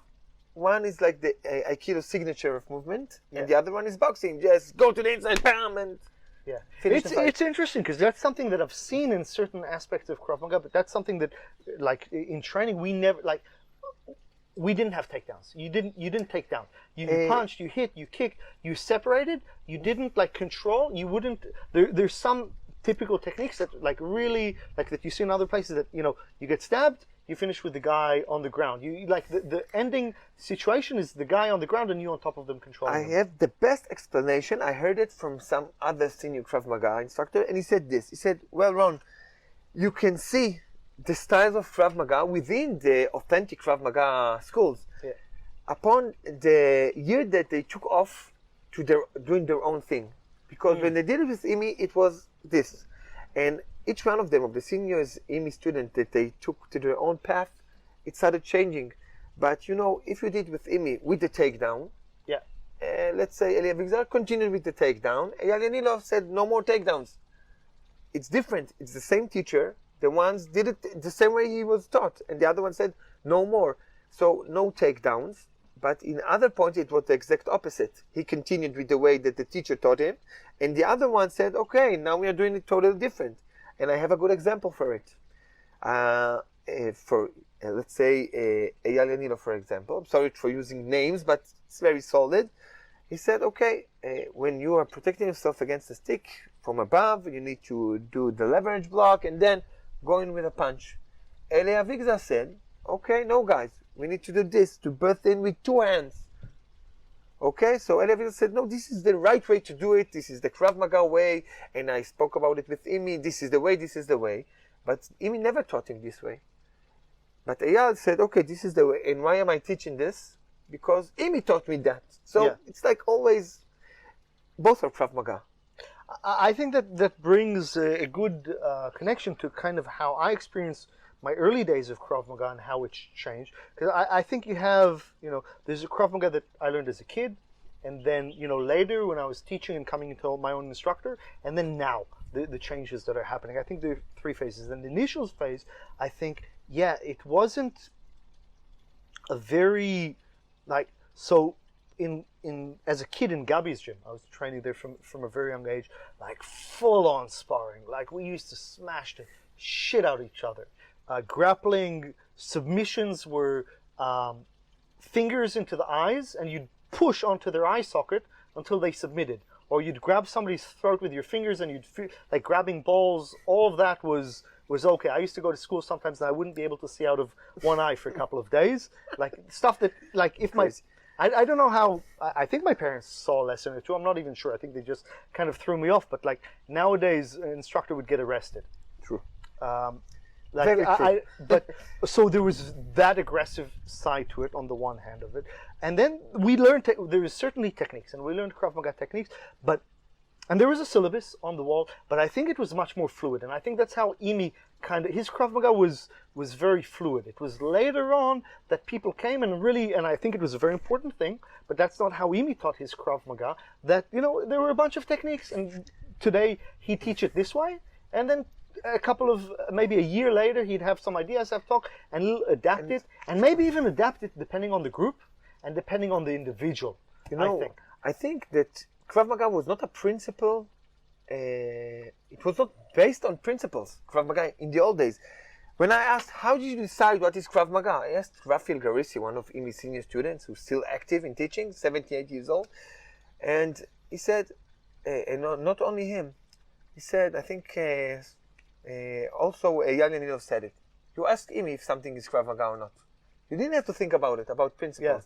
When Imi became older, we had to think about principles because Imi was not there to answer our questions. And I said, okay, this is a defense and a counterattack at the same time. And also this, a defense and a counterattack at the same time. Okay, so this is a proper principles of Krav Maga. Yeah, I think that I think it was necessary. I think that the syllabus, like a set techniques and stuff, that was something that was kind of forced on Amy's knowledge. But I think it was good. That I say forced, not in a bad way. You had to kind of organize all these techniques and stuff. It's not like, okay, today we do it like this, tomorrow we do it like that. Tomorrow it's like, okay, what is what? I don't want to say the right way, because there is no right way. Okay, but what is the way that we're all going to commit It's very important to teaching? So I think that's kind of something that wasn't there yet when we started training. And that's something that was formulated. Like we were taught techniques one day this way, one day that way. They kind of adapted, they changed. And I think they came out with a really, like, they were all syllabuses, but like a distinct syllabus. I think that was like the evolution for me from when I was a student to when then, you know, in my 20s, when I came onto my own instructor, it was like, okay, here's the syllabus. These are the techniques that we teach. This is how we do the techniques. That's not so much how I learned. I have to say this. Because I researched the history of Krav Maga, they had a very strict syllabus, Imi syllabus. Imi wrote down a syllabus quite fast with his students. A manual. It was, you know, like a list of techniques that you need to do, a list of techniques. And later on, in the end of the 80s, they changed it. And when they started changing it, they got into a lot of political fight between them, and, you know, everybody went their own direction. But it was very important for them, for the senior Krav Maga instructors of those days, to do it very, very strict, very organized. And it was very, you know, like something that is not agreed upon. So it was there. I have a lot of really cool books about it that they wrote. And Imi actually brought professionals to do it. He had like, sorry for the noise. Yeah. Hopefully it'll stop soon, I think. Yeah. The only one who knows how to stop it is over there right now. Well, it was Imi who took some of his students, his senior students. Some of them were, you know, like generals in the Israeli army. They knew how to organize things. Yeah. The other were engineers, people who know how to look at scientific manuscripts and so on. And they built the syllabus according to, you know, like general rules, not Krav Maga rules when, you know, Krav Maga is Krav Maga. So it was there all the time. I think that what we experienced, it's, you know, the difference between the written word and the practical work. You know what, I think it's, now that I'm thinking, I think it's beautiful, because if you go to boxing, there is no boxing syllabus, right? There's no boxing syllabus. One instructor teaches his beginners this way, another this way, and if you have a good coach, then you get something good, and if you have a not so good coach, you get something shit. And that's something that's, and unfortunately, that's also been my experience with jiu-jitsu. I haven't. Some people have good, but it's not across the board. You don't have like a jiu-jitsu. You don't have like a across the board jiu-jitsu. Some schools that are more organized, they have a system that's supposed to take beginners from beginners to advanced, but also like it really depends on from school to school. I think that's something that Krav Maga did very wisely, is we mapped out the journey relatively early. That's supposed to take you from beginner into advanced. So I think it's beautiful. I think you also can't just be completely married and, you know, if it's not on the syllabus, then it doesn't exist, or we can't do anything. But I think it's something very strong that Krav Maga has going for it. Okay. I have to say one more thing, and we'll answer one more questions from Yoni, I guess. Okay. Because it summarizes everything that we talked about right now. Yoni asked us about. Sorry, before we go on to that, actually, so that's in the early stages. Tell me what you think in the later stages. What I'm finding now is that kind of what's happening now in the forefront. So Amit asked, how has Krav Maga kind of developed through years? So I found that my experience was from childhood till when I was an instructor, it was Krav Maga became much, much more organized. And I feel that what's happening in the last 10 years or so in Krav Maga is that now there's a correction on the correction. Right? Maybe the syllabus was an overcorrection. There was really, you have to do the techniques exactly like this. to the you need to know exactly these techniques, and depending on the school and depending on the organization, the syllabuses can be huge. There can be hundreds of techniques, and accuracy on the techniques is critical, crucial. and that's what you tested on. And I feel, and that was, I think, the age of organizations, right? Everybody had their master. He had their claim to fame of how he was connected to IMI or the military, and that was why he had the truth, or she, usually he. And that's what you follow. And I think what's happening now more and more so is that, it's not all in the syllabus. There's this stuff that goes beyond it that you can't quite put in the syllabus. And that's the important stuff. Yes, in terms of how to create people who can not just do the techniques, but actually can apply them. And also, what of these techniques are actually applicable? Some of these techniques that we're training are good in practice, but they're not applicable. And I think that's what's happening now with the sparring, with the put, and that kind of brings us full circle. I mean, if you're looking at generations in Krav Maga, I see a lot of the old school instructors. I mean, really senior in Krav Maga instructors. When I come to meet him, because I researched the history of Krav Maga, the first thing that they're giving me is their syllabus. Look at my syllabus. Look, it's better than the syllabus that you know, from the old syllabus and so on. It's very important to them. They are like in that phase. I don't necessarily mean that they are really in that phase, but it's still important for them to show, because of the argument that we are talking about the syllabus, this is the syllabus, this is what IMI gave us, and look what I created out of what IMI did. Yeah, and that's kind of what gives credibility, because this is what IMI's ideal, and it's funny because that's a lot of, we're certainly going into delicate political waters, but I think back in the 80s it was very much treated, Krav Maga was treated as a Chinese, a Japanese martial art. This is what they knew. The master is correct, he knows, he has the system, and all authority comes from that. And what makes something better or worse is this what IMI would have approved? And I'm not throwing that out completely. I think IMI was a genius as far as Krav Maga goes, and what we have is thanks to him. But also IMI's genius was that he created a system that could be added on, like what's the word in software, that it's free, not freeware, what is open source? Open right? source, exactly. Krav Maga is open source. And I mean, he said it. He said, guys, the symbol of Krav Maga is open. It's open because we need to take everything that we can from everybody. We learn from our enemies as well as we learn from our students. He said it. He said it on film. So this was his way. So you get an Apple, you get like in the traditional one, maybe I'm going, you get whatever is on the Apple Store, on iTunes, right? Yeah. If you need something that's on there, or there's like, no, that's not and it's funny, it really brings us full circle. At what point is it not Krav Maga? Is any first year Krav Maga instructor who's got a blue belt in Jiu-Jitsu and then our training is this really the right thing? Is that what we want? The answer is, of course, no. Okay. This goes on. This can go a long time. I'd say if you want to bring in Jiu-Jitsu into your Krav Maga, get your black belt in Jiu-Jitsu and then we'll talk. Get your black belt in Jiu-Jitsu and then we'll talk. If you're not a black belt in Jiu-Jitsu, don't talk to me about Jiu-Jitsu and technique. You will probably do it wrong. Yeah, I've got plenty of black belt Jiu-Jitsu students who are also Krav Maga instructors. I talk to them about that, and it's interesting to talk about that because also it comes with humility. We can have a good discussion about that. If you want to talk to me about boxing in your Krav Maga, how many professional fights do you have? Okay, exactly. let's talk about that. Okay. Well, it's.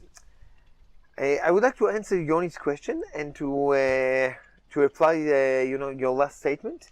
So Yoni asked if Krav Maga, how we deal with the fact that people say that Krav Maga is like first aid. It was built on short courses, and now we teach it for years. And my answer to Yoni is that it is a big thing. I mean, for me as a teacher, I can see how to attach those things, because I was a teacher in the Israeli Defense Forces, the Israeli Prison Service, security, and so on. There, you need to bring people very solid Krav Maga, very basic Krav Maga, and the Krav Maga guys are the best at doing it. We are the best at doing, short courses. You know exactly what we need to do and how to bring a guy from that point to that point easily. When you need to teach someone for a long period of time, their Krav Maga still evolves to this day. How do we take a person and we will make him better after 20 years of training?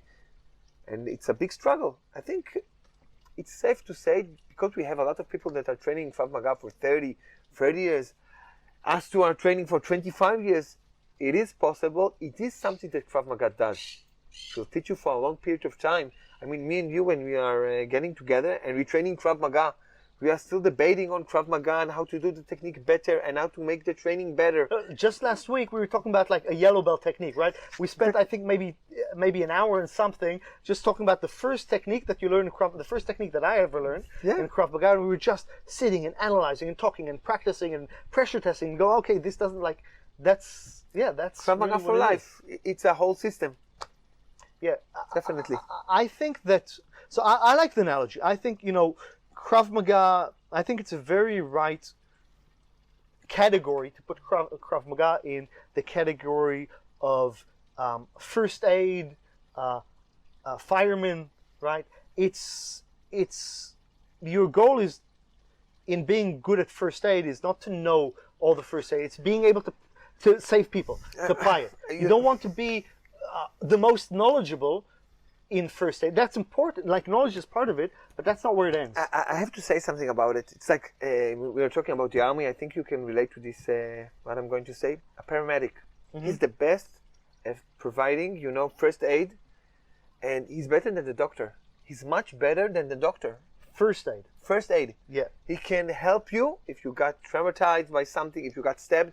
You need a paramedic. He will be better than a doctor, but you will have to use the doctor when you go into surgery. It's totally different. So Krav Maga, we are doing the first aid because this is what you need. You need the first aid. You need to solve the problem now, not to create, we have 2 hours of surgery now, okay, totally different knowledge and so on. Yeah. I think you can take it to the medic world. I'll draw from that something even further. So the question was, how do you like training for 20 years and more in Krav Maga as we have? And when you're training towards that aim, like in the military, when you're training to protect your country, your family, when are you good enough? Like, when can you say, I know Krav Maga?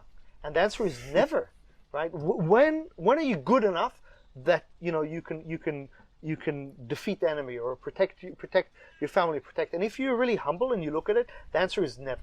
Doesn't matter how many years you've been doing Krav Maga, nothing is a guarantee. So you can never stop training, you can never become better. So people often ask, how long until I'm good in Krav Maga? I don't think that's a very good question to ask. If you do a 1 3-hour seminar with me, I can give you tools that you can use, and maybe you'll be able to protect yourself in very certain situations. Does that mean that you can protect yourself in every situation? No. If you're training for 20 years, does that mean you're unbeatable? No, absolutely not. I guess it's a personal journey. It's different from a person to person. When I started Krav Maga, I had a friend, Hadar was his name. He was a blue belt. He was the highest belt in the group at that time. He was, a build-up guy, and he liked fighting and so on. And then in brown belt, he said goodbyes to everybody. A minute after his brown belt exam, he said, I don't need Krav Maga anymore. I think that I know enough. It was amazing for me. I was a yellow belt. What? I know enough, guys. I know how to handle, fights. And I've been into fights. And I'll have this one and that one. I had a lot of stories. From that point on, I never saw him in Krav Maga again. It was his personal journey. Up until the brown belt. He never came back. Most of the people, they say, I will not need Krav Maga anymore. And they come back. He never came back. And he was a good friend of my teacher. He's a good friend of mine today. And this was his journey. Yeah. He fulfilled a need that he had. Yeah. And I think that as an instructor, you need to be able to be on your game every single session. You don't know how long your students are going to try. Like, the Krav Maga is not for the black belts. It is, but it's also not. Because the black belts are the 1%.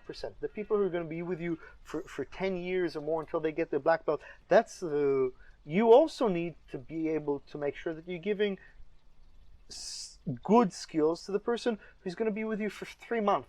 And then they're going to have a kid and life's going to get busy for them. And that's what I think Krav Maga does brilliantly.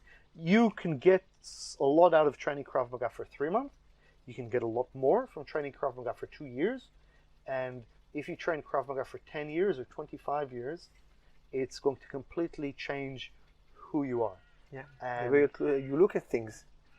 And I think that's an excellent place to finish off. Yeah, yeah. Okay. You know, before we finish, I would like to say about the behavioral part of Krav Maga that we just mentioned. When I say it will change your life, when I go to my car in the morning, if it's in my house, when I look into my car, I look at the car. I look if somebody broke into my car.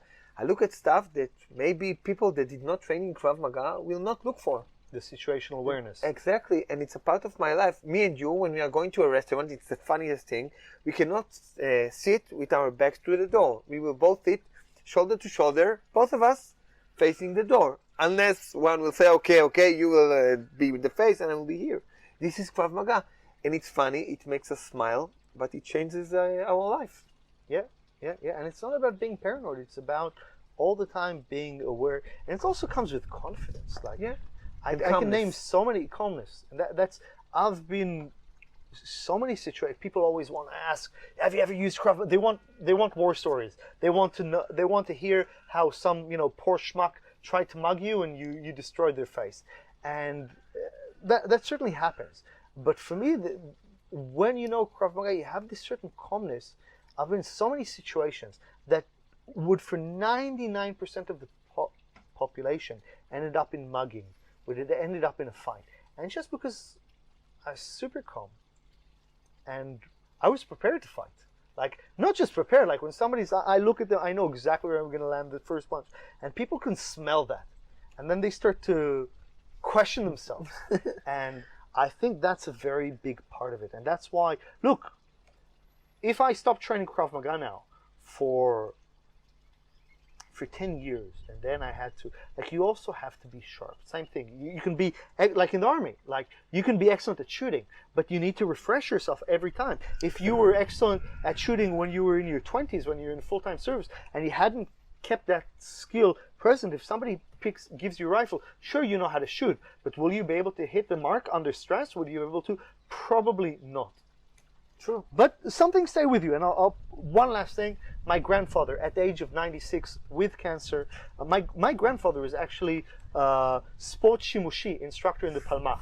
So in the precursor of the IDF, yeah, certainly. Respect. He was also involved in hand-to-hand combat, mostly physical fitness, and I was with him in his home, and he got up from the recliner, and he tripped over the carpet. And he fell face first on the ground. And when you're 96 years old, that usually means you're going to break a hip, break your hands, and he executed a perfect break fall. At 96 years old, weak with cancer, undergoing chemotherapy, he just broke his fall and nothing. So there's some things that stay with you. And I say that if there's one skill that you probably use out of everything that you do in Krav Maga, I hope it's not going to be your gun disarms. I hope it's not going to be your knife defenses. Break falls have saved me so many fucking times. Yeah, likewise. So I think we can summarize it in the skill is your rank, which is a beautiful statement. And also that you need not worry about failure. The only way you're going to understand something and to achieve something, you need to fail in it. If you will not fail in it, you will not succeed. If you did not fail enough times, look where you can fail. Yeah. Look for the challenge. Yeah, 100%. Okay, so I hope you guys enjoyed that. I certainly did, and we made our way through a bottle of whiskey. There's still some more for next time, so don't worry. We've also got some more questions. And that's it, guys. Make sure you subscribe onto the podcast. We'll be doing more of this soon. I really enjoy this aspect of the Krav Maga talk, of the deep dives into Krav Maga, whether you're a Krav Maga student or a Krav Maga instructor, maybe just somebody interested in Krav Maga. I hope you got something out of it. Thank you, Ron, for sitting and chatting with me. And it was my pleasure. And we'll certainly do it again. Take care, guys.